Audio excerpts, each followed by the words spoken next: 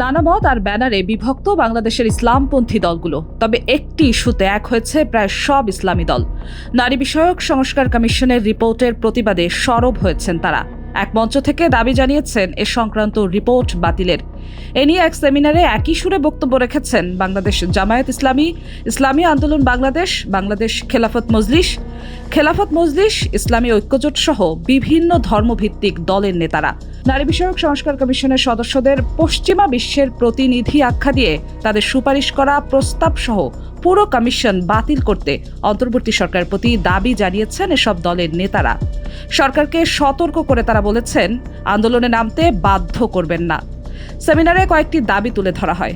সেগুলো হলো, নারী বিষয়ক সংস্কার কমিশনের বিতর্কিত প্রস্তাব অবিলম্বে প্রত্যাহার করতে হবে, কমিশন সরকারিভাবে বাতিল করতে হবে, নতুন কমিশন গঠনের ক্ষেত্রে দিনদার, শিক্ষিত, দেশীয় চিন্তায় বিশ্বাসী নারীদের অন্তর্ভুক্ত করতে হবে এবং পরিবার ও নারী বিষয়ে প্রস্তাবের ভিত্তি হতে হবে কোরআন, সুন্নাহ, সংবিধান ও সামাজিক বাস্তবতা।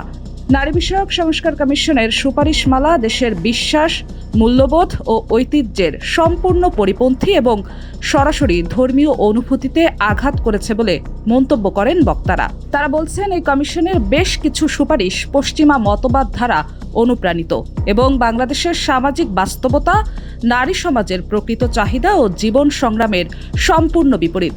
এই প্রস্তাব জনরোষ উস্কে দেবে মন্তব্য করে তারা বলেন, এর সুযোগ নিয়ে পতিত ফ্যাসিবাদ মাথা চাড়া দিয়ে উঠতে পারে।